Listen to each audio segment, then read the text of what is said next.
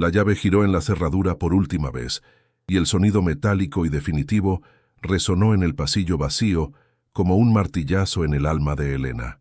Un clic, y todo se acabó. La puerta del pequeño apartamento, su hogar durante 15 años, se cerró, dejándola a ella y a su hijo Mateo, de 10 años, en la cruda indiferencia de la escalera comunitaria. El aire olía a polvo y a la ausencia de vida, el fantasma del aroma del café de la mañana ya desvanecido para siempre.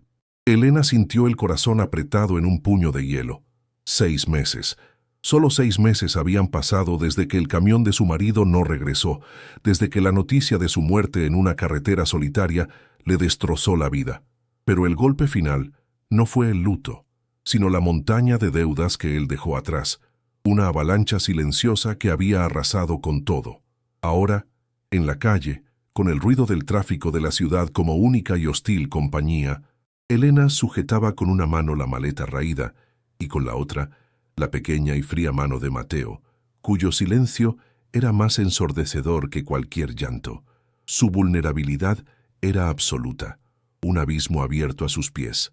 Todo su mundo, todo lo que quedaba de una vida de trabajo y pequeños sueños, estaba reducido a 3 objetos: la maleta, con la ropa justa para no sentir la piel desnuda contra el viento de la ciudad, la mano de su hijo y la máquina de coser, una Singer antigua, pesada como un ancla, de hierro negro y filigranas doradas.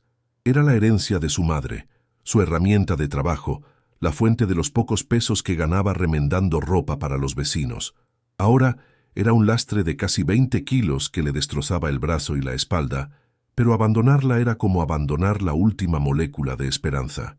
En el bolsillo de su abrigo, el tercer objeto, el dinero. Lo contó por 10ª vez bajo la luz anémica de una farola. Los billetes arrugados, las monedas frías, 25,000 pesos, la cifra exacta de su fracaso. Sintió la náusea subirle a la garganta. ¿Qué compraba eso? ¿Una noche en un hotelucho de mala muerte, sin saber si podrían comer? ¿O comida para 3 días, durmiendo en un banco del parque? La elección era un veneno. Cualquier opción la acercaba más al precipicio. El recuerdo de su esposo la asaltó con la fuerza de un golpe físico. Podía casi oír el motor de su camión al llegar a casa, sentir el calor de su abrazo, que olía a diésel y a kilómetros de distancia. Un calor que ahora era un hueco helado en su pecho. La traición de las deudas se sentía peor que la propia muerte. Era un secreto oscuro que él se había llevado a la tumba, dejándola a ella para que enfrentara a los monstruos. Desvió la mirada hacia Mateo. El rostro del niño estaba pálido, sus ojos grandes y asustados fijos en la nada. No se había quejado, no había llorado desde que cerraron la puerta, y esa madurez forzada le partía el alma a Elena. Sintió una oleada de rabia protectora, tan inútil como intensa, contra un mundo que le permitía esto a un niño. El dolor en su pecho era físico, una puntada aguda bajo las costillas. ¿Cómo había permitido que llegaran a esto? Las luces de neón de los bares y las ventanas iluminadas de los edificios parecían reírse de ella, cada una un recordatorio cruel de lo que había perdido. Un hogar, una familia, una vida. El hambre era un animal vivo retorciéndose en su estómago y en el de su hijo. Pudo oír el leve gruñido de las tripas de Mateo, un sonido que fue para ella más doloroso que una bofetada. Pasaron frente a una panadería, y el aroma a pan recién horneado, cálido y dulce, flotó hacia ellos como una tortura exquisita. Elena apretó la mandíbula, tirando de Mateo para alejarlo de esa promesa inalcanzable. El agotamiento físico era una capa de plomo sobre sus hombros. Los músculos de sus brazos y espalda gritaban por el peso de la máquina de coser. Cada paso sobre el pavimento irregular era un esfuerzo consciente. Sus pies hinchados y adoloridos dentro de sus zapatos gastados. El viento de la noche, cada vez más frío, se colaba por las costuras de su abrigo barato, erizándole la piel. Un escalofrío le recorrió la espina dorsal, pero no era solo por el frío. Era el toque gélido del pánico puro, de la certeza aterradora de no tener a dónde ir. La pregunta resonaba en su cabeza, borrando cualquier otro pensamiento. ¿Dónde iban a dormir? ¿En qué portal oscuro? ¿En qué banco helado? Encontraron refugio temporal bajo el alero de una tienda cerrada, un pequeño hueco oscuro alejado de la acera principal. El frío del hormigón se filtró a través de su ropa al instante en que se sentó, rindiéndose por fin al peso de su cuerpo y de su alma. Colocó la máquina de coser a su lado, como una lápida marcando el fin de su vida anterior. Mateo se acurrucó contra ella, buscando un calor que Elena ya no sentía que poseía, su pequeño cuerpo temblando intermitentemente. A la luz sucia de la calle, Elena observó el rostro de su hijo, dormido por puro agotamiento, con el rastro de lágrimas secas brillando en sus mejillas. Una única lágrima, silenciosa y ardiente, escapó de sus propios ojos y rodó por su piel, enfriándose al instante. El ruido de la ciudad se convirtió en un zumbido distante y sin sentido. En el silencio opresivo de su ruina, lo único que podía oír era el latido desbocado de su propio corazón, un tambor anunciando el desastre. La esperanza no estaba lejana, simplemente no existía. No se trataba de no saber qué hacer mañana. Se trataba de no saber cómo sobrevivirían la próxima hora. Habían tocado fondo. A la mañana siguiente, el sol pálido no trajo calor, solo una luz cruda que exponía la miseria de su situación. Elena se despertó con un dolor agudo en la espalda por el frío del hormigón, sus músculos agarrotados. Mateo seguía dormido, su rostro pálido y manchado de suciedad. Fue entonces cuando una voz temblorosa la llamó por su nombre. Era doña Amalia, una anciana a la que le había hecho arreglos durante años. Sus ojos, nublados por las cataratas, se llenaron de una genuina compasión al verlos así. La vergüenza quemó la garganta de Elena, pero la bondad en el rostro de la mujer fue como un sorbo de agua en el desierto. La anciana le habló de una oportunidad, una palabra que a Elena le sonó extraña, casi extranjera. Le contó sobre una vieja casona en las afueras, propiedad de un tal doctor Valdemar, un abogado poderoso. El hombre, según Amalia, buscaba a alguien que ocupara el desván, solo para evitar que la propiedad fuera usurpada mientras se resolvían unos asuntos de herencia. No pedía alquiler, nada, solo presencia. Para Elena, sonó a milagro, la única tabla de salvación en un océano de desesperación. La oferta era un faro en su noche infinita, un techo, gratis. Las palabras resonaban en su mente, ahogando el sonido del hambre y el miedo. Sin pensarlo dos veces, aceptó con una gratitud tan profunda que las palabras apenas le salían. Doña Amalia le dio el dinero justo para el pasaje de autobús y les compró un café caliente y unos panes que Elena y Mateo devoraron con una desesperación animal. El calor del café en sus manos heladas se sintió como una promesa, el primer atisbo de calor humano en días. El viaje en autobús fue una prueba de resistencia. El vehículo iba abarrotado, el aire viciado con el olor a sudor y metal caliente. Elena tuvo que cargar la pesada máquina de coser sobre sus rodillas, el hierro frío presionando contra sus muslos hasta dormírselos, mientras Mateo cabeceaba de sueño apoyado en su hombro. Cada sacudida del autobús era un recordatorio de su fragilidad, de cómo se movían a merced de un destino desconocido, aferrados a la palabra de una anciana y a la supuesta generosidad de un hombre al que nunca había visto. La ciudad se fue deshaciendo tras ellos, los edificios altos dando paso a casas bajas y luego a la nada. El autobús los dejó en una parada polvorienta al borde de una carretera secundaria. El conductor señaló hacia un camino de tierra que se perdía en la distancia. «Por allí», dijo con indiferencia antes de cerrar las puertas y desaparecer en una nube de humo. El silencio que los envolvió fue repentino y absoluto, roto solo por el zumbido de los insectos y el susurro del viento entre los pastizales secos. El sol de la tarde comenzaba a bajar, tiñendo el cielo de tonos anaranjados y púrpuras, una belleza que solo servía para acentuar su aislamiento. Elena sintió un nudo de aprensión formarse en su estómago. Levantó la máquina de coser, el peso ahora insoportable, y comenzó a caminar. Mateo la seguía en silencio, sus pequeños pasos levantando nubes de polvo. La caminata fue larga y agotadora. El camino parecía no tener fin, y con cada paso, la máquina de coser se sentía más pesada.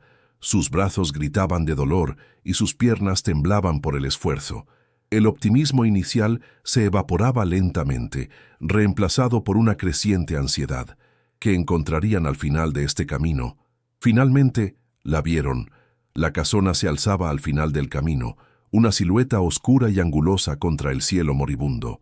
Desde la distancia, tenía un aire de grandeza olvidada, con sus 2 pisos y su techo de pizarra. Por un instante, el corazón de Elena latió con una esperanza renovada. Quizás no sería tan malo, quizás era grande y, aunque vieja, habitable, pero a medida que se acercaban, la realidad comenzó a desvelarse como una herida supurante. La verja de la entrada estaba torcida y oxidada, cubierta de enredaderas. El jardín era una selva de maleza alta y árboles muertos. La pintura de las paredes se caía a pedazos, revelando un ladrillo manchado de humedad. La mayoría de las ventanas estaban rotas, agujeros negros que parecían ojos vacíos observándolos con indiferencia. El lugar no estaba simplemente abandonado, estaba muerto. Un escalofrío recorrió la espina dorsal de Elena, uno que no tenía nada que ver con el frío del anochecer. La casa emanaba una sensación de tristeza y decadencia tan densa que casi podía tocarse. La puerta principal, de madera maciza, estaba cerrada con un candado nuevo y brillante. A un costado, una escalera exterior de hierro, carcomida por el óxido, ascendía en espiral hasta una pequeña puerta en el segundo piso, la entrada al desván. La estructura crujió y se tambaleó bajo el peso de Elena mientras subía, arrastrando con esfuerzo inhumano la máquina de coser escalón por escalón. Cada peldaño era un riesgo. El metal se sentía frágil y traicionero bajo sus pies. Mateo subía detrás de ella, aferrándose a la barandilla con sus manitas. Al llegar a la cima, sin aliento y con el corazón martilleándole en el pecho, Elena encontró la llave que doña Amalia le había dado. Con manos temblorosas, la introdujo en la cerradura. La puerta se abrió con un gemido largo y quejumbroso, liberando una bocanada de aire viciado que olía a décadas de encierro. El olor era una mezcla nauseabunda de moho, polvo húmedo y la presencia inconfundible de ratas. Era el olor de la putrefacción, de la vida que se ha rendido. La poca esperanza que le quedaba a Elena se hizo cenizas en ese instante. Sintió la náusea subirle a la garganta. Esto no era un refugio, era una tumba. El interior era peor de lo que su imaginación más pesimista podría haber concebido. Era un único espacio amplio y lóbrego bajo el esqueleto del techo inclinado. La única fuente de luz era una bombilla solitaria que colgaba de un cable pelado en el centro, emitiendo un resplandor amarillento y débil que apenas lograba perforar las sombras danzantes.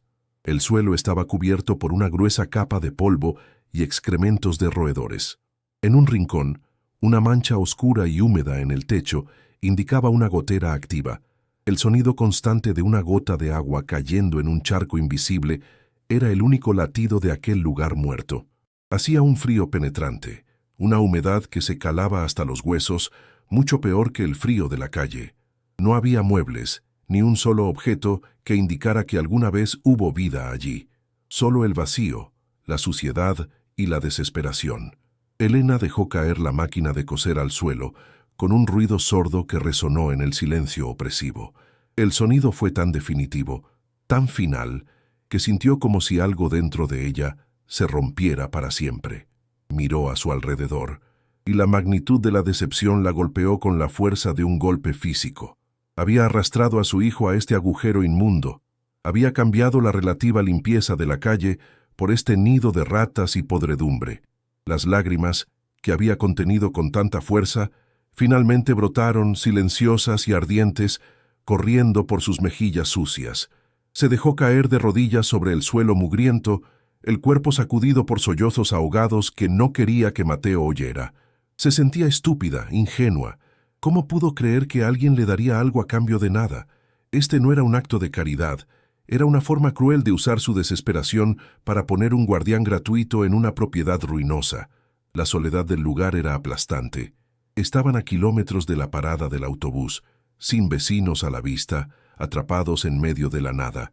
Si gritaban, nadie los oiría. Si algo les pasaba, nadie lo sabría.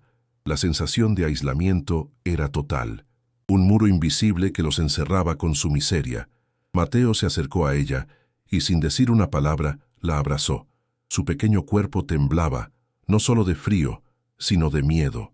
Elena lo apretó contra su pecho, sintiendo una oleada de furia impotente, mezclada con una culpa devastadora. Había fallado. Como madre, como protectora, había fallado de la manera más absoluta. Este lugar no era una segunda oportunidad, era el fondo del pozo. Era peor que la calle, porque la calle al menos tenía el movimiento de la vida, la presencia de otras personas. Esto era un entierro en vida, un exilio en su propia ciudad. El viento aullaba a través de los cristales rotos de las ventanas, un lamento fantasmal que parecía burlarse de su dolor. Pudo oír el correteo rápido y sigiloso de algo en la oscuridad de las esquinas, y su piel se erizó de repulsión y miedo. El corazón le dolía, una presión física y constante en el centro de su pecho. El hambre, el frío, el agotamiento, todo palidecía en comparación con la negrura absoluta que ahora llenaba su alma. Ya no había nada a lo que aferrarse, ninguna luz al final del túnel, solo la oscuridad de ese desván y la certeza de que había llegado al final del camino. Los primeros días en el desván fueron una lenta tortura de frío y suciedad. El tiempo parecía haberse estancado, cada hora idéntica a la anterior, marcada solo por el monótono goteo de la gotera en el rincón y el aullido del viento en las ventanas rotas. Elena se movía como un autómata, su mente nublada por una neblina de desesperación. Su único propósito era crear un pequeño islote de habitabilidad en ese océano de podredumbre. Con un trozo de cartón encontrado en la escalera, comenzó a barrer un rincón, levantando nubes de polvo que danzaban macabramente en el haz de luz de la única bombilla. El aire se volvía casi irrespirable, cargado del olor a años de abandono. Su cuerpo dolía, cada músculo protestando por el frío y el esfuerzo, pero el dolor físico era casi un alivio comparado con el vacío en su alma.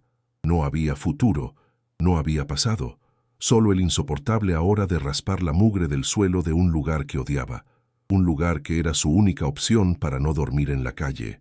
Era un trabajo sin fin y sin sentido, pero mantenía sus manos ocupadas y su mente alejada, por instantes, del abismo.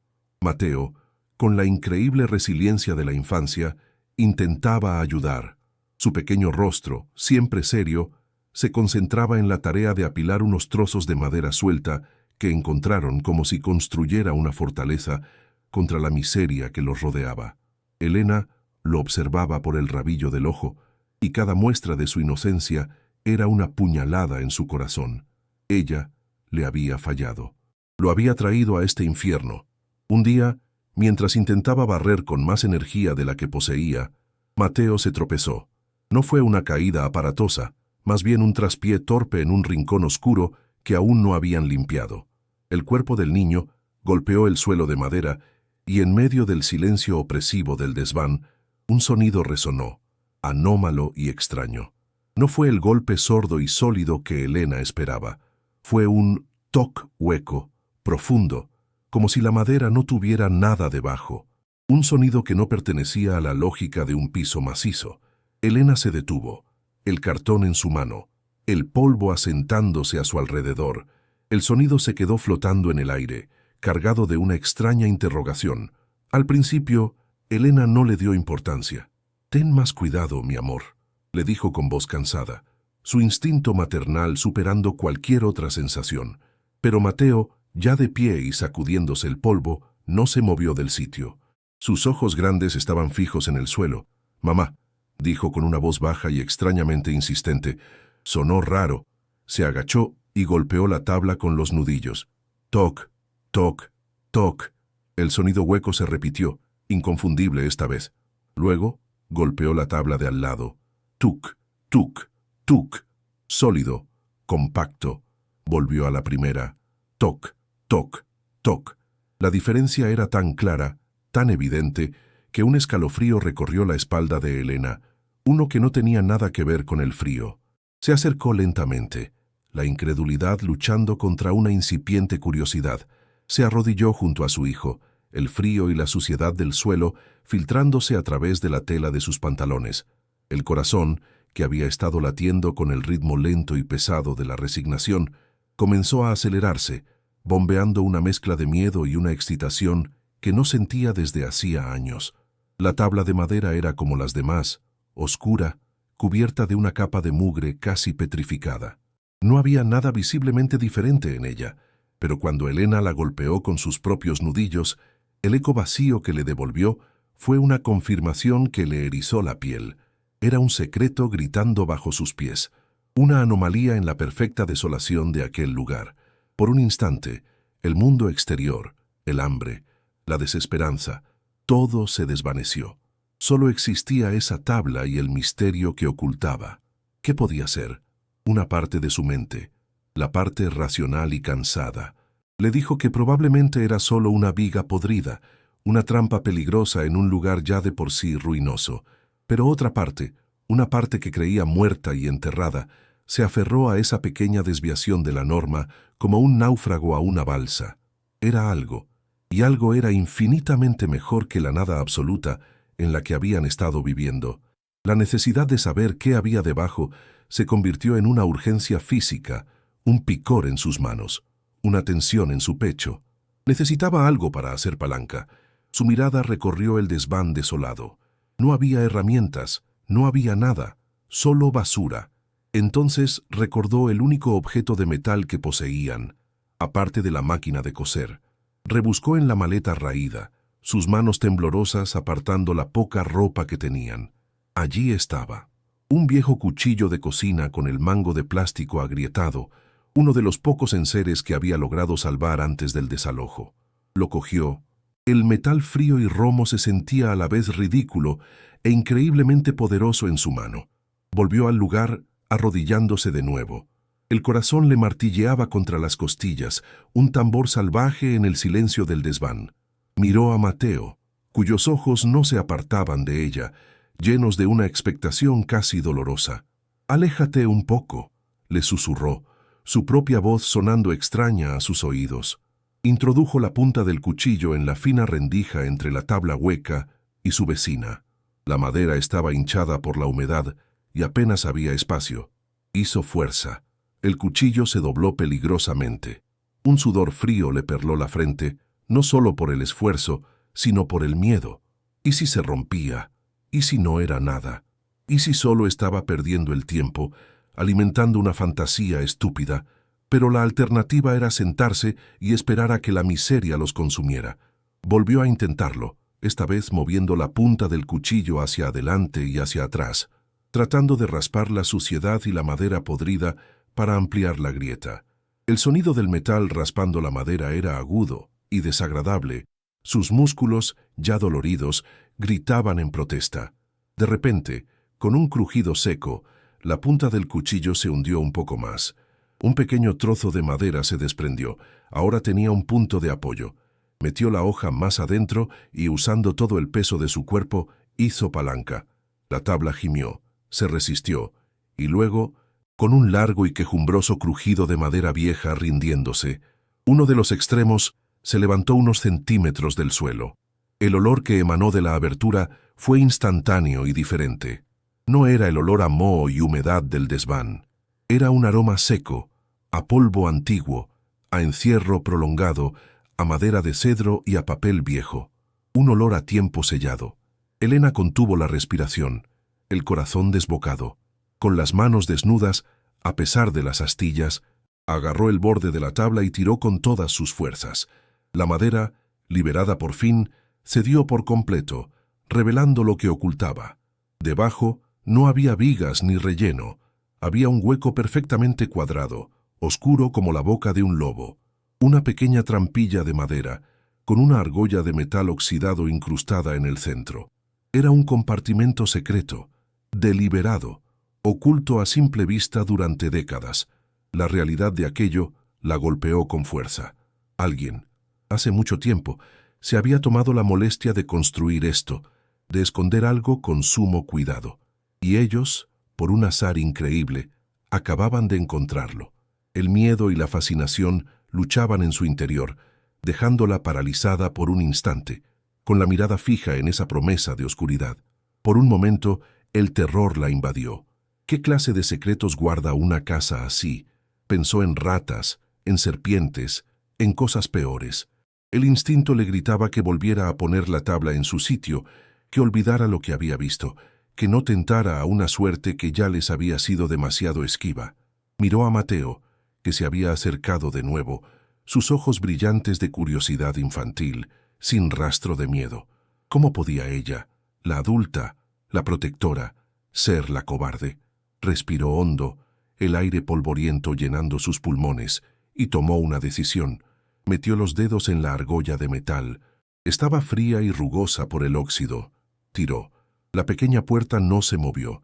Estaba atascada por el tiempo y la humedad. Tiró de nuevo, con más fuerza, sus uñas raspando la madera sucia. Con un gemido sordo, la trampilla se levantó unos centímetros. Elena metió los dedos por debajo y la levantó del todo, dejándola caer a un lado con un golpe seco. La oscuridad del interior era casi total, y de ella emanó un aire aún más frío, casi gélido. Asomó la cabeza con cautela, pero la luz de la bombilla no llegaba a iluminar el fondo del compartimento. Era un pequeño pozo, de no más de 1 metro de profundidad. Parecía vacío. La decepción fue como un golpe en el estómago. ¿Todo ese esfuerzo para nada? ¿Para un simple agujero? Se quedó mirando la negrura, sintiéndose estúpida. Pero entonces, algo en la forma en que la poca luz se perdía en el fondo le pareció extraño. No era la oscuridad uniforme de un espacio vacío. Había una forma, algo que absorbía la luz. Con el corazón de nuevo latiendo con fuerza, se arrodilló y, venciendo la repulsión, metió el brazo en el agujero. El aire frío le envolvió la piel. Sus dedos tantearon la oscuridad, rozando las paredes de madera áspera y húmeda, hasta que tocaron algo. Algo que no era madera, era duro, increíblemente frío y con una textura metálica. Recorrió la superficie con la punta de los dedos. Era una caja grande y pesada. «Hay algo», exclamó en un susurro ahogado, más para sí misma que para Mateo. La adrenalina borró todo rastro de cansancio. Intentó mover la caja, pero apenas pudo arrastrarla unos centímetros. Pesaba una enormidad. «Mateo, ayúdame», le pidió, su voz temblando de excitación. Juntos, metieron los brazos en el hueco. Elena agarró un borde y Mateo el otro. A la de 3, 1, 2, 3.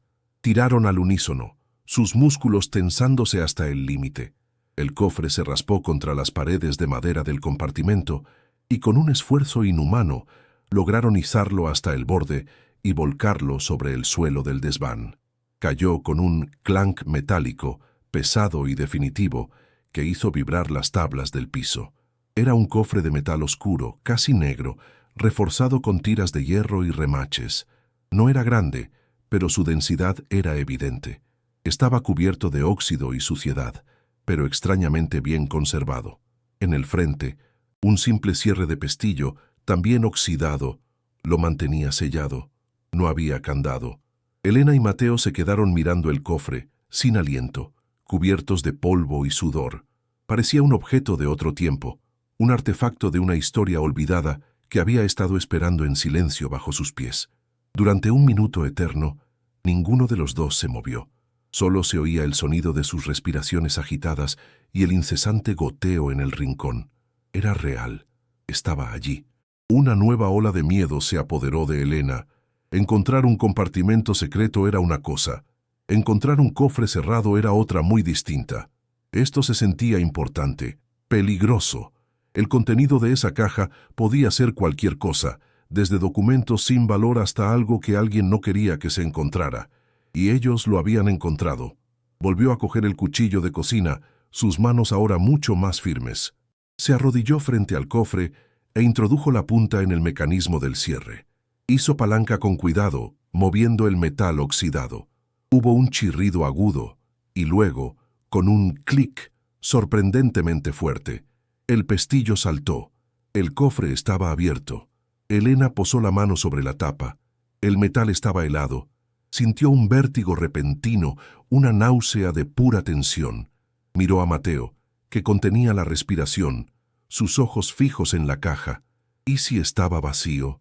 ¿Y si contenía algo horrible?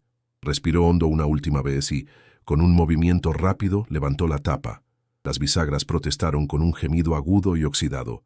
Lo primero que vio fue tela, una tela encerada, de color amarillento, que cubría todo el contenido.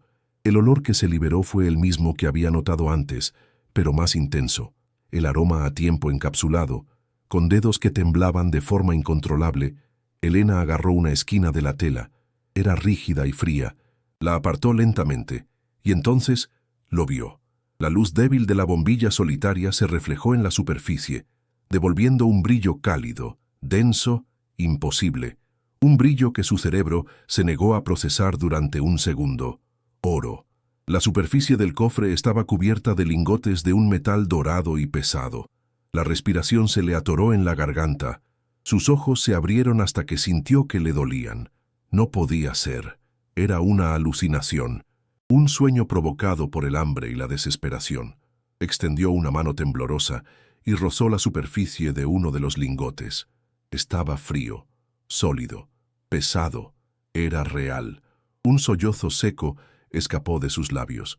Debajo de los lingotes pudo ver el brillo de cientos de monedas, también de oro, de diferentes tamaños, con acuñaciones que nunca había visto. Era una fortuna inimaginable, escondida en un agujero sucio en el lugar más miserable del mundo. Se dejó caer hacia atrás, sentándose bruscamente en el suelo polvoriento, la cabeza dándole vueltas. Mateo se acercó y miró dentro del cofre, sus ojos reflejando el mismo asombro mudo. Era demasiado para comprender.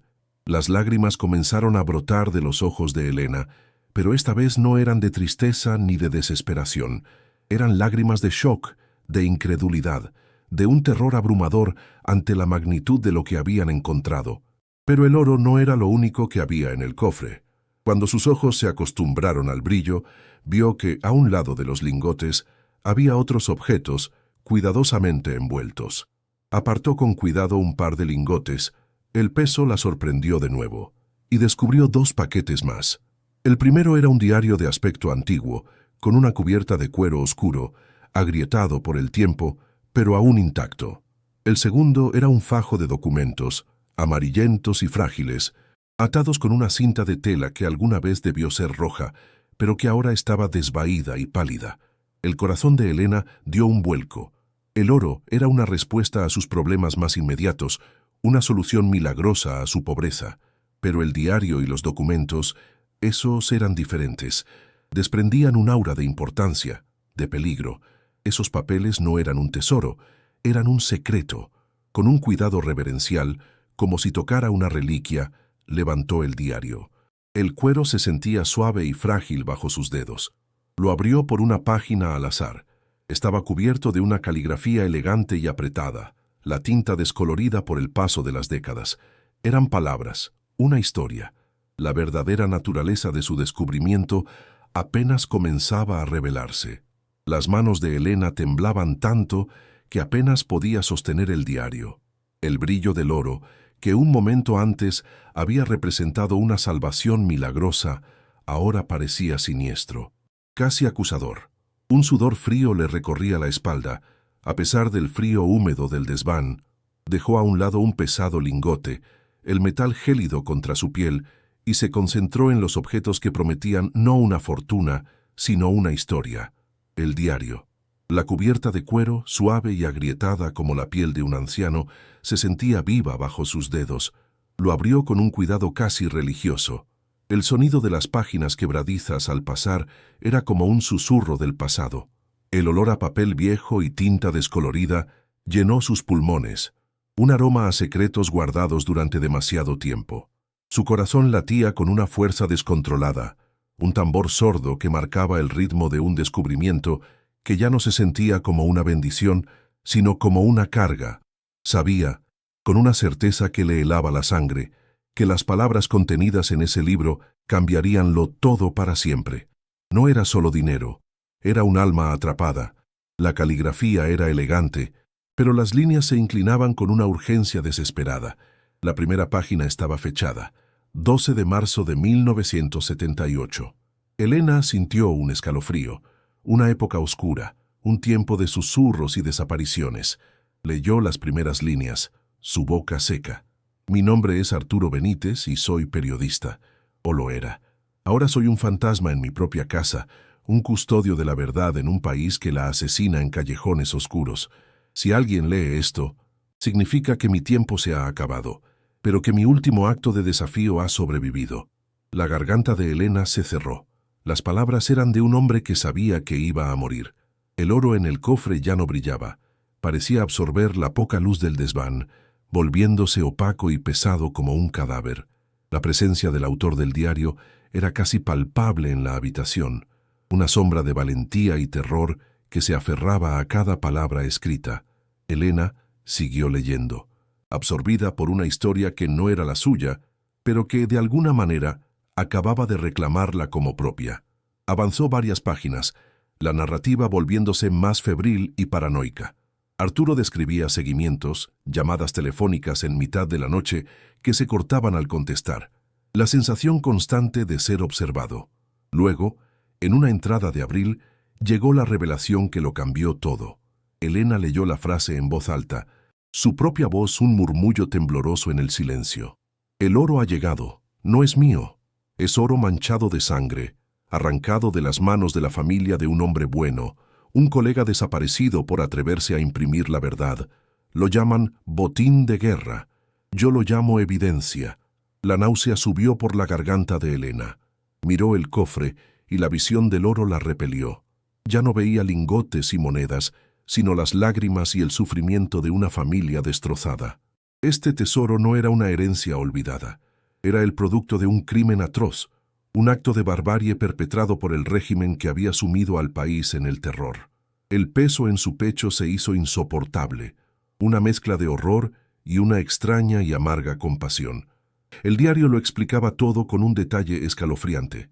Arturo tenía un contacto, un joven oficial arrepentido, infiltrado en uno de los grupos de tareas.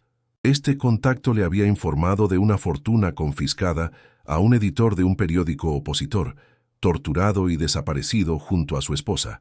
El oro iba a ser lavado, distribuido entre los altos mandos del operativo. Pero Arturo y su contacto urdieron un plan increíblemente arriesgado. Robarían el oro antes de que fuera trasladado, no por codicia, sino con un propósito mucho más noble. Arturo escribió, «Con esto podré financiar la huida de al menos una docena de familias. Sacar a los niños de este infierno es la única forma de que su sacrificio no sea en vano. Es mi deber». Elena sintió una oleada de admiración por aquel hombre desconocido. En medio de la cobardía y la brutalidad, él había elegido arriesgarlo todo por los demás. El diario no era solo un registro de eventos, era el testamento de un héroe anónimo, un faro de decencia en la más profunda oscuridad. Pero la historia dio un giro oscuro y amargo unas páginas después. La traición. Arturo escribió sobre sus dudas, sobre la necesidad de mover el oro y los documentos a un lugar seguro. Para ello, confió en la única persona que creía leal, alguien que manejaba sus asuntos legales. Elena sintió que su corazón se detenía al leer el nombre.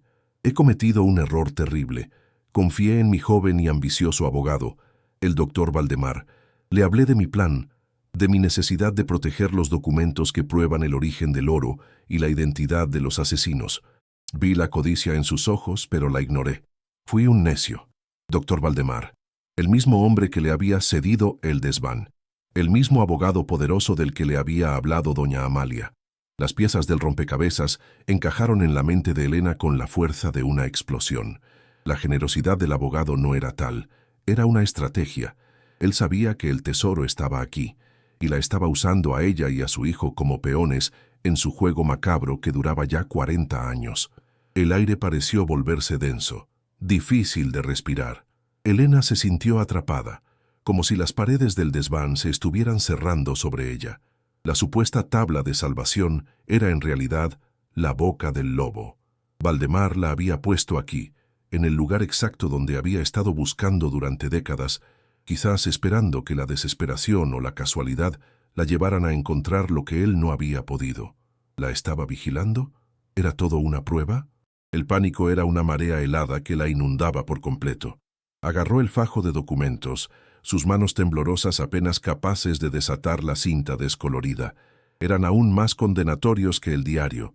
Había copias de órdenes militares, listas de nombres de prisioneros, y lo más importante, una declaración firmada por el contacto de Arturo, el oficial arrepentido, detallando el secuestro, la tortura y el asesinato del editor, e implicando directamente a los oficiales al mando. Y al final de la declaración, una nota escrita a mano por Arturo. Valdemar conoce estos nombres. Él me entregará. De repente, un sonido del exterior la arrancó de su lectura. Un sonido que no pertenecía a ese mundo de silencio y decadencia. El crujido inconfundible de neumáticos sobre la grava del camino de entrada. No era el traqueteo de un vehículo viejo, era el sonido suave y pesado de un coche moderno y caro. Elena se quedó paralizada, con los papeles en la mano, el corazón martilleándole en la garganta. El sonido del motor se detuvo justo debajo del desván. Luego, el clic sólido de una puerta de coche al cerrarse.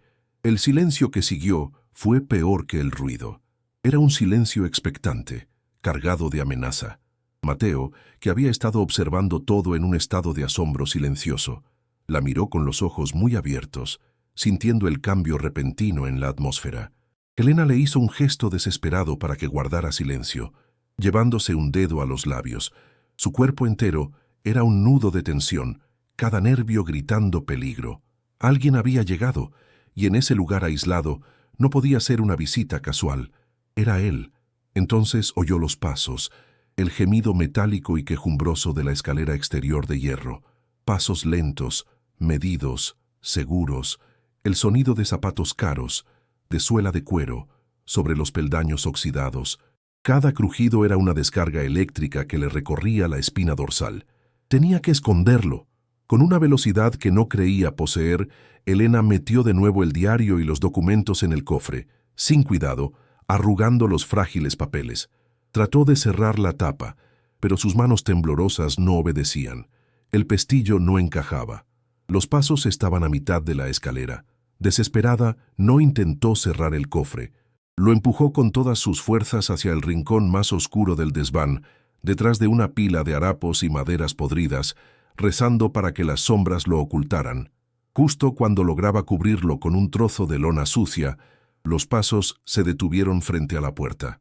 El silencio se prolongó durante un segundo, que pareció una eternidad, un vacío lleno de terror puro. Un golpe resonó en la puerta, fuerte, seco, autoritario. No era una petición, era una orden. Elena se sobresaltó ahogando un grito. Se quedó inmóvil, sin atreverse a respirar. Mateo se había pegado a su pierna, su pequeño cuerpo temblando como una hoja. El golpe se repitió, más impaciente esta vez. Toc, toc. Elena sabía que no podía ignorarlo. No responder solo aumentaría la sospecha. ¿Qué hacía? ¿Fingir que dormían? No.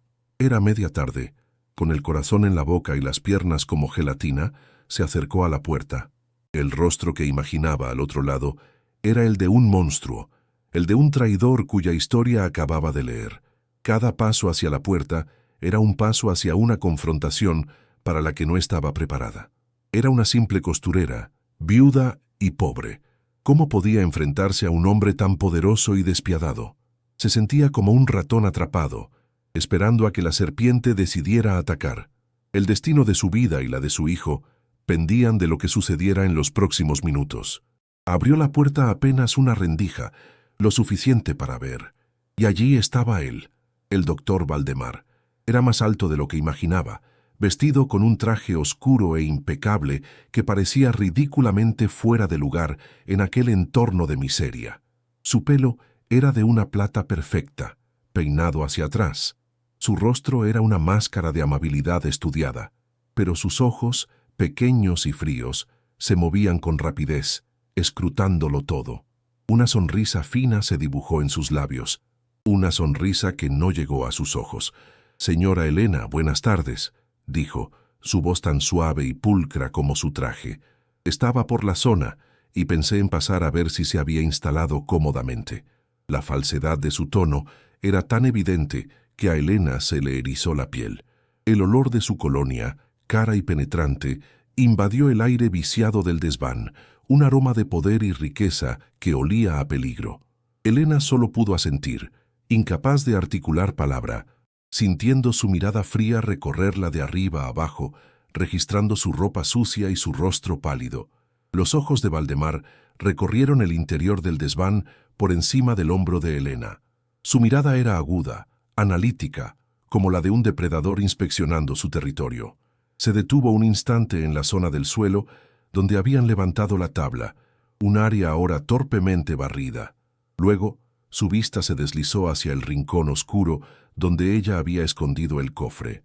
No dijo nada, pero una imperceptible tensión en su mandíbula le dijo a Elena que había notado algo. Se sentía completamente transparente, como si él pudiera leer sus pensamientos, oler el miedo que emanaba de sus poros. Entonces, su mirada se posó en la vieja máquina de coser Singer. «Vaya, una antigüedad», comentó, dando un paso adentro sin ser invitado. «Debe ser muy pesada. Mire, para ayudarla, le ofrezco comprársela. Le doy 10,000 pesos. Así se libra de este trasto». La oferta era un insulto, una miseria. Era una demostración de poder, una forma de recordarle su lugar, de decirle que todo allí, incluida ella, le pertenecía. Elena balbuceó un «No, gracias. Es un recuerdo de familia». Su voz apenas un hilo. Sintió la pequeña mano de Mateo apretar su pantalón con más fuerza. Valdemar la miró fijamente por un segundo, su falsa sonrisa desapareciendo. «Como quiera», dijo encogiéndose de hombros. Se dirigió hacia la puerta para marcharse, y por un instante, Elena sintió una oleada de alivio. Pero él se detuvo en el umbral y se giró lentamente. Su rostro ahora estaba desprovisto de toda amabilidad. «Solo un consejo, Elena», dijo, su voz ahora baja y cortante como el filo de un cuchillo. «Estas casonas viejas son muy peligrosas. El cableado es una ruina. Es muy fácil que se produzcan incendios. Por un cortocircuito. Accidentes tontos». Hizo una pausa, y su mirada se desvió hacia Mateo, para luego volver a clavarse en los ojos de Elena. Y con un niño pequeño sería una verdadera tragedia. La amenaza, aunque velada, fue tan clara y brutal como un golpe en el rostro. La dejó paralizada, helada hasta los huesos. Él no esperó respuesta. Se dio la vuelta y sus pasos resonaron al bajar la escalera de metal. Cada pisada un martillazo en el silencio aterrorizado que dejó atrás. Elena cerró la puerta de un empujón y se apoyó en ella, su cuerpo temblando de forma incontrolable. Las piernas le fallaron y se deslizó hasta el suelo. Había entendido el mensaje. Él sabía, o al menos sospechaba con certeza, que ella había encontrado algo, y no dudaría en eliminarlos para recuperarlo. El fuego, un accidente. Palabras que ahora resonarían en sus pesadillas. Miró a su hijo, cuyo rostro reflejaba su propio terror, y luego hacia el rincón oscuro, donde se ocultaba una fortuna manchada de sangre y el legado de un hombre muerto. El oro ya no era una salida, era una jaula. La justicia para Arturo era una sentencia de muerte para ella. Estaba atrapada entre el fantasma de un héroe y un monstruo muy real. Y ahora, la pregunta es para ti. Si estuvieras en el lugar de Elena, con el peso de ese secreto y la vida de tu hijo en tus manos, ¿qué harías? ¿Arriesgarías todo por la justicia de un desconocido? ¿O entregarías el tesoro para intentar salvar tu propia piel? El aire en el desván se había vuelto venenoso. Elena permanecía apoyada contra la puerta, su cuerpo temblando sin control, cada músculo tenso por el terror puro. Las palabras de Valdemar, accidentes con fuego, resonaban en su cabeza como un eco infernal, una sentencia de muerte pronunciada con una sonrisa. Miró a su alrededor, y el espacio miserable que había sido su refugio se transformó en una jaula, en una pira funeraria esperando una chispa. El olor a moho y a podredumbre ahora olía a muerte. La gotera en el rincón, cuyo sonido monótono la había acompañado, ahora sonaba como la cuenta atrás de un reloj macabro. El pánico era una garra helada que le apretaba la garganta, impidiéndole respirar. Su mente, antes ocupada por la desesperación de la pobreza, ahora estaba inundada por un miedo mucho más primitivo y visceral. El miedo a no ver el amanecer, a que el último olor que percibiera su hijo fuera el del humo. La amenaza no era contra ella, era contra Mateo, y esa certeza despertó en ella una furia fría que se sobrepuso al temblor, una determinación de acero forjada en el pánico absoluto. Se arrastró lejos de la puerta, moviéndose con un sigilo que no sabía que poseía. Su primer instinto fue correr, pero ¿a dónde? Estaban atrapados en medio de la nada, en la propiedad del monstruo que los acechaba. La carretera estaba a kilómetros de distancia y la noche se acercaba, una aliada para él, no para ella. Se arrodilló junto a Mateo, que la miraba con los ojos desorbitados por el miedo, un terror que un niño de 10 años nunca debería conocer. Le acarició el pelo, sus dedos helados contrastando con el calor de la cabeza de su hijo. «Shh, mi amor, todo está bien», mintió. Y la mentira supo a ceniza en su boca. Tenía que pensar. El diario, los documentos, el oro, ya no eran una opción. Eran el motivo de su condena. Valdemar no se detendría. Lo había visto en sus ojos fríos, en la forma en que su sonrisa se desvaneció para revelar al depredador que había debajo. La había subestimado, la había visto como una pobre mujer desesperada y fácil de manipular, pero ahora ella sabía su secreto, y eso la convertía en un cabo suelto que él no podía permitirse. El sol comenzó a descender, pintando el cielo con tonos anaranjados y sangrientos que se filtraban a través de las ventanas rotas, proyectando largas y siniestras sombras en el desván. Cada sombra parecía una figura acechante, cada ráfaga de viento que silbaba a través de los cristales rotos sonaba como un susurro amenazante. Elena arrastró el pesado cofre desde su escondite y lo puso junto a la maleta raída. Lo miró no con la maravilla de horas antes, sino con una mezcla de horror y una extraña responsabilidad. Este metal frío era la voz de Arturo Benítez, su última voluntad. No podía simplemente entregarlo. Hacerlo sería traicionar al fantasma de aquel hombre valiente y, peor aún, sería darle a Valdemar exactamente lo que quería, sin ninguna garantía de que las dejaría vivir. La ingenuidad había muerto en ella en el instante en que Valdemar pronunció la palabra fuego. Ahora solo quedaba un instinto animal de supervivencia, una astucia nacida del terror más profundo, luchando por encontrar una salida en una trampa perfectamente diseñada para ella. Fue entonces cuando oyó un sonido, un golpecito suave, casi imperceptible, que provenía del exterior, pero no de la escalera. Un toc, toc, toc, frágil y repetitivo. El corazón de Elena dio un vuelco, convencida de que era uno de los secuaces de Valdemar. Se quedó inmóvil, conteniendo la respiración, escuchando con cada fibra de su ser. El golpeteo se repitió, acompañado por un susurro apenas audible, quebrado por la edad. «Señora, señora». La voz era débil, temblorosa, nada que ver con el tono autoritario y amenazante que esperaba. Con una cautela infinita, se arrastró hacia la ventana más cercana que daba al costado de la casa, la que miraba hacia la propiedad vecina, una pequeña casa humilde que apenas se vislumbraba entre la maleza. Al asomarse por una grieta del cristal roto, vio una figura de pie junto a la cerca que separaba las dos propiedades. Era un hombre muy anciano, encorvado por el peso de los años, apoyado en un bastón. Le hacía señas con una mano temblorosa. Era él, el vecino. Su corazón latía con una mezcla de miedo y una diminuta, irracional chispa de esperanza. El miedo la mantenía paralizada. ¿Y si era una trampa? Un señuelo enviado por Valdemar para hacerla salir. Pero la apariencia del hombre desmentía cualquier amenaza. Era frágil como una hoja seca. Su rostro un mapa de arrugas profundas, pero sus ojos, incluso a la distancia, brillaban con una urgencia alarmada. La había visto. Había visto a Valdemar irse. Había visto el terror en su rostro cuando cerró la puerta. Él sabía. El anciano volvió a hacerle señas, esta vez con más insistencia, llevándose un dedo a los labios y luego señalando hacia su propia casa. Era una invitación peligrosa en un momento en que no podía confiar en nadie, pero la alternativa era quedarse allí, esperando a que la amenaza de Valdemar se materializara en forma de llamas. Miró a Mateo, luego de nuevo al anciano. Tomó una decisión en una fracción de segundo. No había más opciones.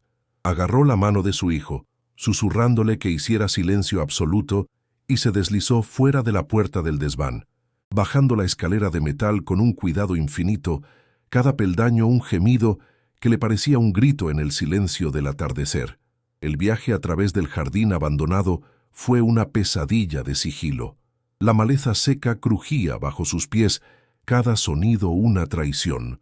Elena se movía agachadas arrastrando a Mateo con ella, su cuerpo entero una antena parabólica de miedo, esperando oír el sonido de un coche regresando, de pasos detrás de ella.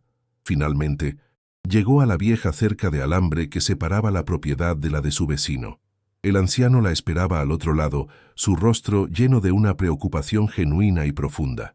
«Rápido, rápido, por aquí», susurró, su voz un hilo tembloroso. Señaló una sección rota de la cerca, un hueco apenas lo suficientemente grande para que pasaran. Elena empujó a Mateo primero, y luego se deslizó a través del alambre oxidado, que se enganchó en su abrigo y le desgarró la tela. El sonido le pareció ensordecedor. Una vez en el otro lado, en el pequeño y cuidado jardín del vecino, se sintió como si hubiera cruzado a otro mundo. El aire olía a tierra húmeda y a flores, no a decadencia. El anciano, sin decir más, los guió a toda prisa hacia la puerta trasera de su pequeña y humilde casa. La casa de don Jonás era el opuesto exacto de la casona, pequeña, ordenada y llena del calor de una vida entera vivida entre esas paredes. Olía a yerba mate, a pan casero y a madera vieja y limpia. Un pequeño perro mestizo los miró desde una alfombra raída, pero no ladró, solo movió la cola levemente, como si entendiera la solemnidad del momento. El anciano los hizo sentar en una mesa de cocina cubierta con un hule de flores descoloridas y les sirvió un vaso de agua con manos que temblaban visiblemente. Elena bebió con avidez, el agua fría calmando el fuego en su garganta. «Me llamo Jonás», dijo el hombre finalmente, sentándose frente a ella. «Vi al doctor Valdemar, vi la cara que tenía cuando se fue. Esa no es la cara de un hombre que viene a saludar». Sus ojos, pequeños y acuosos, la estudiaron con una mezcla de compasión y una sabiduría antigua. «Usted está en peligro, ¿verdad? Encontró algo en esa casa, algo que él ha estado buscando durante 40 años». La afirmación no era una pregunta. Elena sintió que el aire abandonaba sus pulmones. El nudo en su garganta le impedía hablar, así que solo pudo asentir, las lágrimas brotando de nuevo, esta vez de puro alivio y terror mezclados. El alivio de ya no estar sola con su secreto, el terror de lo que ese secreto significaba. Don Jonás suspiró, un sonido largo y pesado, como si liberara un peso que había llevado durante décadas. «Yo era el jardinero del señor Arturo Benítez», dijo suavemente, su mirada perdida en el pasado. «Pero era más que eso, era mi amigo, un hombre bueno, valiente, demasiado valiente para aquellos tiempos». Elena contuvo la respiración. Estaba hablando con la única persona en el mundo, además de ella, que conocía la historia. «Él confiaba en mí», continuó Jonás, su voz quebrándose. «No me contó los detalles, era demasiado peligroso para mí, pero yo sabía que estaba ayudando a gente a escapar, sabía que estaba haciendo algo grande, y sabía que estaba jugando con fuego». La pena en el rostro del anciano era tan profunda, tan palpable, que Elena sintió su propio dolor reflejado en él, una conexión inesperada a través del abismo del tiempo y el sufrimiento. La noche que desapareció, la voz de Jonás se convirtió en un murmullo atormentado. «Yo estaba aquí, no podía dormir. Vi las luces de un coche apagarse al final del camino. Vi las sombras que se movían por el jardín de Arturo. Eran ellos, los del grupo de tareas. El sonido de las puertas de un Ford Falcon cerrándose es un sonido que nunca se olvida». El anciano cerró los ojos, como si reviviera la escena. Elena sintió un escalofrío helado recorrerla. Estaba escuchando la historia de primera mano, el testimonio que faltaba. Se lo llevaron. Oí un grito ahogado, y luego nada. Silencio. Pero hubo algo más, algo que nadie más vio. Abrió los ojos y se clavaron en los de Elena, llenos de una culpa que lo había carcomido durante 40 años. Había otra persona allí, escondida en las sombras, al otro lado del camino, una figura joven, delgada. Cuando los militares entraron en la casa, la figura levantó un brazo y señaló directamente hacia la puerta. Como un Judas, estaba confirmando el objetivo. La descripción era tan vívida que Elena casi podía ver la escena macabra bajo la luz de la luna. Elena sintió que su corazón se detenía. ¿Quién era?, susurró, aunque ya sabía la respuesta. Era él, confirmó Jonás, y la palabra salió de sus labios como un veneno. Un joven y ambicioso abogado que siempre rondaba a Arturo. El doctor Valdemar. Lo vi con mis propios ojos. Lo vi entregarlo a los verdugos. El silencio que cayó en la pequeña cocina fue absoluto, pesado como una losa de granito. La pieza final del rompecabezas había encajado, completando una imagen de traición tan monstruosa que era casi inconcebible. La codicia de Valdemar no solo lo había llevado a desear la fortuna de un hombre muerto, sino a participar activamente en su asesinato. No dije nada, continuó Jonás, las lágrimas ahora corriendo libremente por sus mejillas arrugadas. Tenía una esposa, hijos pequeños. El miedo nos paralizó a todos en aquella época. Nos convirtió en fantasmas, en cómplices silenciosos. He vivido con esa cobardía cada día de mi vida. He visto a ese hombre prosperar, convertirse en alguien importante, sabiendo lo que era, sabiendo que yo lo vi. Su confesión era un torrente de dolor y vergüenza acumulados durante media vida. El relato de Jonás le dio a Elena la pieza que le faltaba, un testigo. Un testigo que, aunque aterrorizado, estaba vivo, pero la revelación también cimentó la certeza de su propia muerte si Valdemar la encontraba. Ahora entendía por qué el abogado nunca había registrado la casa a fondo él mismo, por qué había usado la artimaña de poner a ocupantes desesperados allí. Tenía miedo de ser visto, miedo de que alguien lo conectara directamente con la casa de su víctima, siempre actuando a través de intermediarios, de sombras, pero ahora su paciencia se había agotado. La visita, la amenaza velada, todo cobraba un sentido aún más siniestro.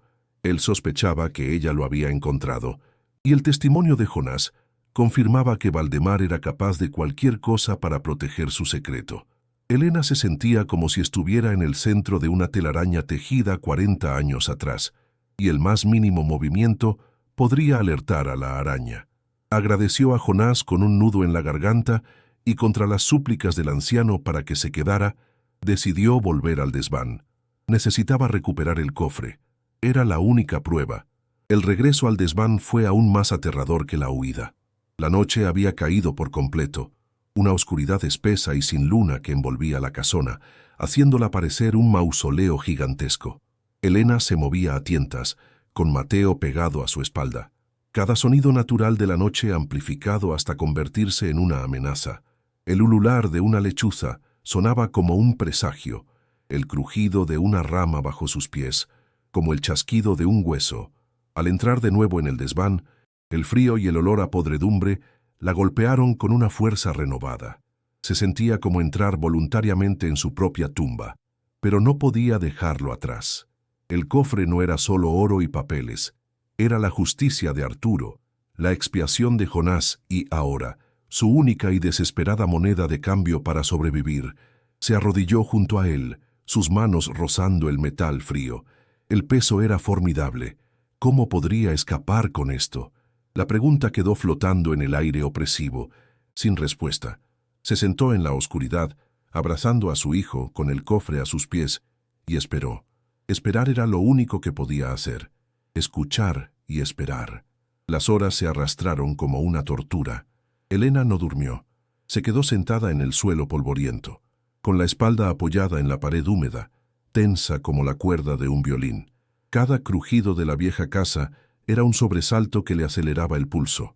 El viento aullaba por los cristales rotos, creando melodías fantasmales que jugaban con sus nervios destrozados. Se imaginaba a Valdemar observando la casa desde la oscuridad, esperando el momento adecuado. Se imaginaba el olor a gasolina, el primer destello de una llama. Abrazó a Mateo con más fuerza. Su pequeño cuerpo era el único punto de calor y realidad en esa pesadilla. El niño, agotado por el miedo y la tensión, finalmente se había quedado dormido en su regazo. Su respiración suave y rítmica, un doloroso contraste con el caos que rugía dentro de Elena. Ella le besó la frente y juró en silencio que lo sacaría de allí. No sabía cómo, pero lo haría. La costurera pobre y desesperada había muerto en esa casa. En su lugar había nacido una madre dispuesta a todo, una leona acorralada defendiendo a su cachorro. Fue entonces cuando lo oyó, un sonido que rompió la sinfonía del viento y los crujidos de la casa. Un sonido que no pertenecía a la noche. Un ladrido, agudo, frenético, desesperado. Era el perrito de don Jonás, ladrando como si su vida dependiera de ello. El corazón de Elena se detuvo en seco. Se le subió a la garganta, un músculo agarrotado que le cortaba el aire. El ladrido no era un aviso, era una alarma de intrusión. Sin pensarlo, se arrastró hasta la ventana rota que daba al frente de la propiedad, la misma por la que había espiado a Valdemar. El pánico era una bilis amarga en su boca. Se asomó con infinito cuidado por una esquina del marco destrozado. Al principio, solo vio oscuridad, pero entonces sus ojos se acostumbraron y distinguió dos formas, dos siluetas oscuras y corpulentas, vestidas de negro, moviéndose sigilosamente hacia la puerta principal de la casona. No eran policías, no era Valdemar, eran matones. La amenaza ya no era velada. Estaba aquí y venía a por ellos. El terror la paralizó por completo. Vio a uno de los hombres hacerle una seña al otro. Luego, ambos retrocedieron unos pasos y se lanzaron contra la puerta principal de madera maciza. El sonido del impacto fue brutal, un crack sordo que pareció hacer temblar toda la estructura de la casa. La madera vieja gimió y resistió. Elena ahogó un grito tapándose la boca con la mano. Mateo se despertó sobresaltado por el ruido, sus ojos llenos de pánico al ver el terror en el rostro de su madre. Los hombres volvieron a embestir. Esta vez, el sonido fue el de la madera astillándose, rindiéndose. Un crujido desgarrador, seguido por el golpe sordo de la puerta al abrirse de par en par. Estaban dentro. Podía oír sus voces, murmullos graves y amenazantes que subían desde el piso de abajo, y el sonido de sus botas pesadas pisando los escombros del vestíbulo. Revisen arriba. El jefe dijo que están en el desván. Encuentren la caja y después ocúpense de ellos. La frase la golpeó con la fuerza de un puñetazo. No había escapatoria. Iban a matarlos. «Elena, Elena, ahora». La voz de don Jonás, un susurro urgente y desesperado desde abajo, la sacó de su parálisis. Asomó la cabeza por la ventana lateral y lo vio de pie junto a la cerca, su figura frágil recortada contra la oscuridad, agitando los brazos frenéticamente. El pasadizo. «Detrás de la cocina, te espero allí. ¡Corre!». ¿Un pasadizo? No entendía, pero no había tiempo para preguntas. El sonido de las botas pesadas ya resonaba en la escalera principal, acercándose. Iban a subir. La adrenalina pura se apoderó de su cuerpo, borrando el miedo y el cansancio. «Vamos, Mateo», gritó, su voz ronca por el pánico. Agarró el cofre de metal. Pesaba como un ancla, un peso imposible. Por un instante pensó en dejarlo, en salvar solo a su hijo.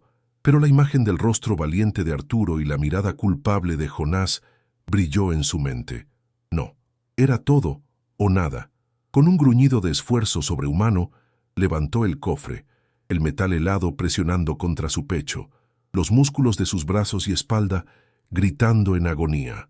Arrastró el cofre y a Mateo hacia la puerta del desván y la escalera exterior de hierro. Cada segundo contaba.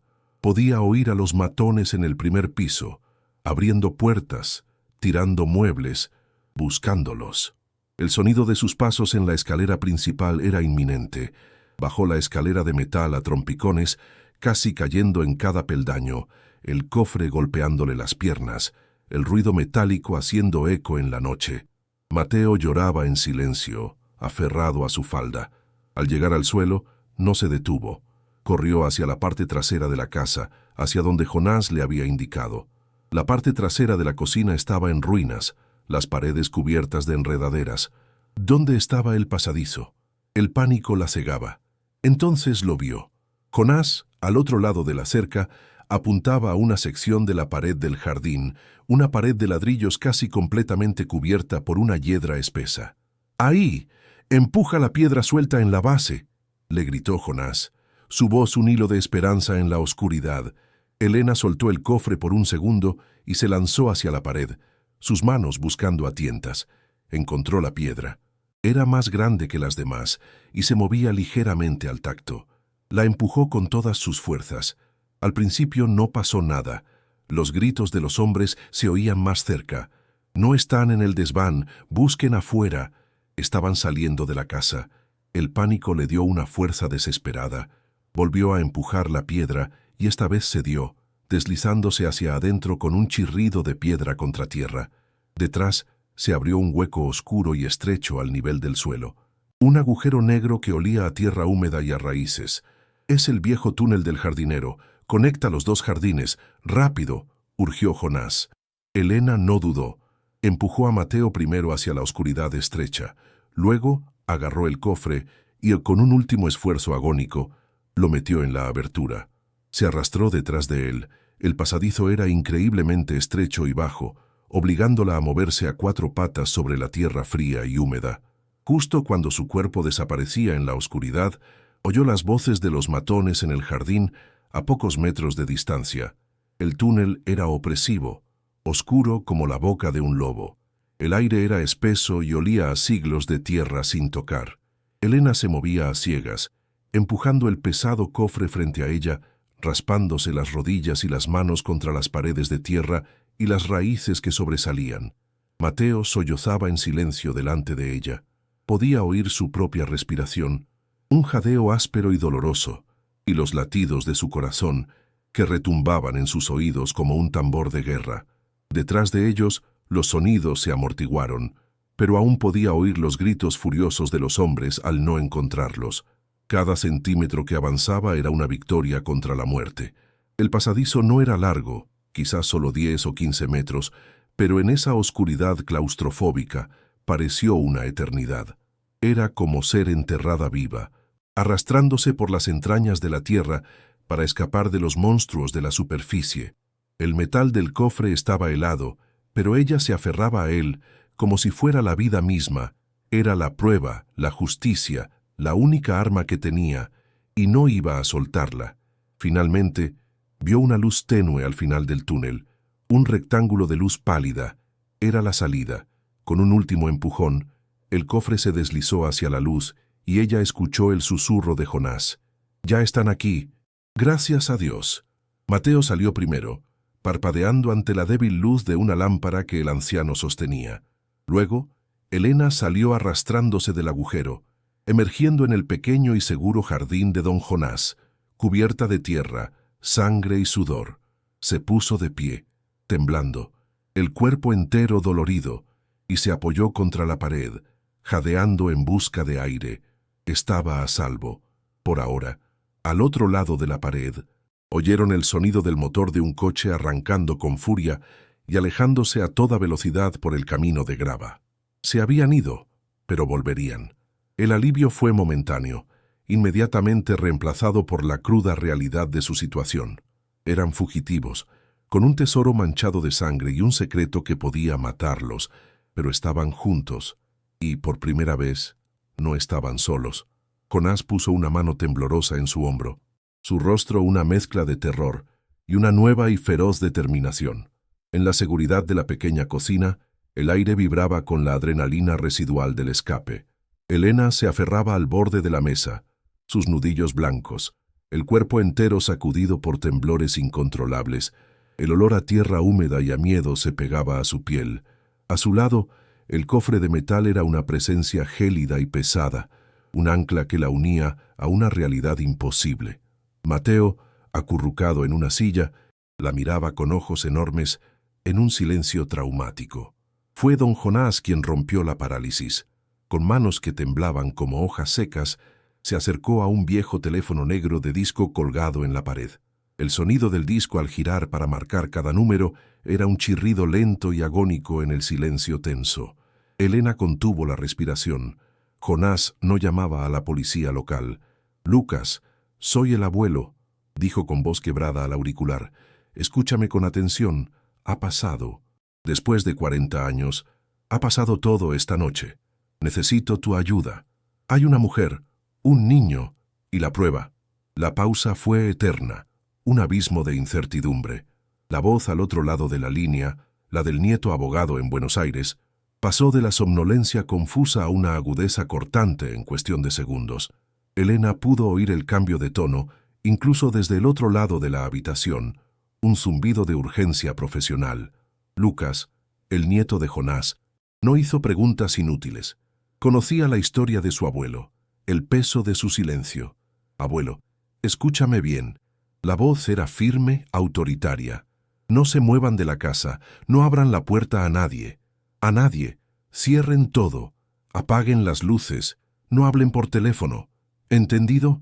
Voy a activar el protocolo de protección de testigos con la Policía Federal.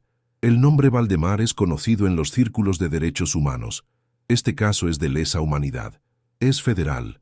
No estarán solos, pero deben desaparecer hasta que lleguemos. Cada palabra era una instrucción clara, un salvavidas en un océano de pánico. El alivio fue una ola que casi la derriba, pero venía mezclado con un nuevo tipo de miedo. Esto era real, inmenso, mucho más grande que ella. Las horas que siguieron hasta el amanecer fueron una nueva forma de agonía. No era el miedo a los matones irrumpiendo por la puerta, sino la tensión insoportable de la espera, suspendidos entre un pasado terrorífico y un futuro completamente incierto. Jonás preparó un mate amargo, y el ritual de pasar la calabaza de mano en mano se convirtió en un acto silencioso de comunión y resistencia. El aroma de la hierba llenaba la pequeña cocina, un olor a normalidad en una noche que no tenía nada de normal. Elena, moviéndose como un autómata, mojó un paño y limpió suavemente la cara de Mateo, quitando el rastro de tierra y lágrimas secas. El niño se durmió finalmente en su regazo, agotado. El tic-tac de un viejo reloj de pared marcaba el paso de un tiempo denso y pesado. A través de la ventana, Elena vio los primeros indicios del alba, una línea gris pálida en el horizonte. La luz, que siempre había sido una enemiga que exponía su miseria, ahora se sentía como una promesa, la llegada de una caballería invisible. No llegaron con sirenas, sino con el sigilo de los fantasmas. 2 coches sin distintivos se deslizaron por la calle de tierra y se detuvieron en silencio frente a la humilde casa. Hombres vestidos de civil, con rostros serios y miradas que no se perdían nada, se desplegaron con una eficiencia tranquila. Uno de ellos era Lucas, el nieto de Jonás, un joven de mirada intensa que abrazó a su abuelo con una mezcla de alivio y gravedad. Con él venía una fiscal, una mujer de unos 50 años cuyo rostro no admitía tonterías. Entraron en la cocina y el pequeño espacio se llenó de una autoridad solemne. Elena, sintiéndose pequeña y sucia, tuvo que contar su historia de nuevo. Su voz se quebró al relatar la amenaza de Valdemar, el terror en el desván. Luego, Jonás, con una dignidad recién recuperada, dio su testimonio. Las palabras, guardadas durante 40 años, fluyeron con una claridad demoledora. La voz de un hombre que finalmente se liberaba de sus cadenas. El cofre fue abierto. Y el diario y los documentos fueron entregados, manejados con guantes como la prueba sagrada que eran. La operación de arresto fue rápida y precisa. Al amanecer, los agentes federales rodearon la casona abandonada. Lo encontraron allí. Valdemar, impaciente y furioso por el fracaso de sus matones, había vuelto él mismo, incapaz de mantenerse alejado de su obsesión de toda una vida. Lo interceptaron cuando salía de la propiedad, su rostro una máscara de incredulidad al ver los coches bloqueando el camino. Su traje impecable y su aire de poder se desmoronaron en un instante. Intentó usar su influencia, su nombre, amenazando con llamadas a jueces y ministros, pero los agentes no flaquearon. La fiscal le leyó sus derechos con una voz monótona y fría. El sonido de las esposas metálicas al cerrarse sobre sus muñecas fue un clic seco y definitivo, un sonido que, para Elena, fue la réplica exacta del cerrojo de la puerta de su apartamento. Pero esta vez, en lugar de sellar su ruina, sellaba el fin de una era de impunidad y el comienzo de la justicia. La rabia impotente desfiguró el rostro del abogado mientras era introducido en uno de los coches. Se acabó. La caída de Valdemar fue tan espectacular como su ascenso había sido silencioso y corrupto. Las noticias estallaron. sacudiendo los cimientos de la élite local. Prominente abogado detenido por crímenes de la dictadura. El diario de Arturo Benítez se convirtió en la voz de los muertos, sus páginas leídas en el tribunal como un testimonio irrefutable desde la tumba. Los documentos, autenticados por peritos, eran la prueba irrefutable de la conspiración. El testimonio de don Jonás, entregado con una valentía tardía pero feroz, conmovió al país. Los matones, enfrentados a largas sentencias, confesaron rápidamente, implicando a Valdemar en el intento de asesinato de Elena y Mateo. La condena fue histórica. Valdemar fue sentenciado a cadena perpetua por crímenes de lesa humanidad, conspiración y tentativa de homicidio. Murió en prisión años después, un hombre despojado de su poder, su nombre convertido en sinónimo de traición. La memoria de Arturo y de las víctimas que intentó salvar fue finalmente honrada. Su sacrificio ya no era un secreto enterrado bajo un suelo podrido. La cuestión del oro fue un debate legal sin precedentes. Era el producto de un crimen atroz, y sus dueños originales habían sido borrados de la historia, sin herederos conocidos. Podría haber ido a parar a las arcas del Estado, pero Lucas, el nieto de Jonás, argumentó brillantemente ante el tribunal. Presentó a Elena no como una simple descubridora, sino como la pieza clave que, con un valor extraordinario y a riesgo de su propia vida y la de su hijo, había hecho posible la justicia. En una sentencia histórica, el juez dictaminó que, dada la naturaleza del caso, la fortuna confiscada sería entregada en su totalidad a Elena, no como un premio, sino como una recompensa y reparación por el infierno que había atravesado y como un símbolo de que la justicia, a veces, también puede reconstruir vidas. Elena, sentada en una oficina formal, escuchó la decisión sin poder procesarla. La cifra era astronómica, un concepto abstracto. La misma mano que meses antes había contado monedas de 25,000 pesos, ahora sostenía un documento que le otorgaba una nueva vida. Elena no compró una mansión ostentosa, compró un hogar, una casa de una planta en un barrio tranquilo, con un pequeño jardín lleno de flores. La primera vez que entró, el sol se derramaba por las ventanas limpias, iluminando las paredes recién pintadas. El aire olía a pintura fresca y a cera para pisos. No a mojo y desesperación. Lloró. Lloró de un alivio tan profundo que le dolió el pecho. Mateo corrió por los pasillos y el sonido de su risa, un sonido casi olvidado, resonó en las habitaciones vacías. Era el sonido más hermoso del mundo. En una habitación luminosa que daba al jardín, Elena instaló la vieja máquina de coser Singer, limpió el hierro negro, pulió las filigranas doradas. Ya no era un ancla que la arrastraba a la miseria, ni una herramienta de supervivencia desesperada. Ahora era un tesoro, un vínculo con su madre, un símbolo de su propia resiliencia. El simple acto de enhebrar una aguja con la luz del sol en sus manos se sintió como el ritual más sagrado del mundo. La paz era una sensación física, cálida. Una noche, unos meses después, la casa olía a estofado casero y a pan recién horneado.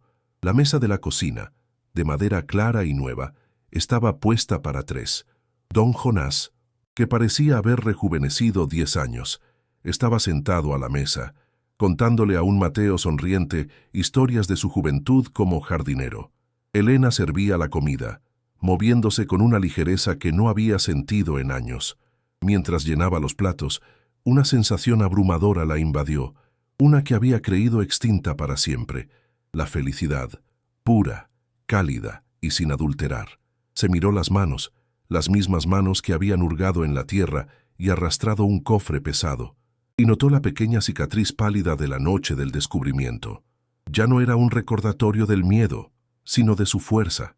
Se sentó a la mesa, y mientras observaba a su hijo y a su anciano amigo reír, una lágrima rodó por su mejilla. Pero esta vez no era de dolor ni de miedo. Era una lágrima de gratitud. El ciclo de miseria se había roto para siempre. Había encontrado mucho más que oro. El sol del atardecer tiñe de tonos dorados su nuevo taller de costura. Un espacio luminoso y ordenado que es solo suyo. Elena ya no remienda ropa ajena por unas pocas monedas. Está creando. Sobre la mesa, Una tela de seda suave y colorida espera ser transformada en un vestido. Enciende su vieja máquina Singer y el suave zumbido del motor ya no es el sonido de la lucha, sino una melodía de creación y esperanza. Sus manos, antes agrietadas por el frío y el trabajo duro, se mueven con la pericia de una artista. Por la ventana, ve a Mateo jugando en el jardín, su risa flotando en el aire. Su vida, una vez reducida a una maleta raída y el peso de la desesperación, ahora es un lienzo en blanco lleno de posibilidades. La historia de Elena nos demuestra que incluso en la oscuridad más profunda, un acto de valentía puede cambiarlo todo. Si crees en el poder de la justicia y la resiliencia humana, suscríbete a nuestro canal para no perderte más historias que te dejarán sin aliento.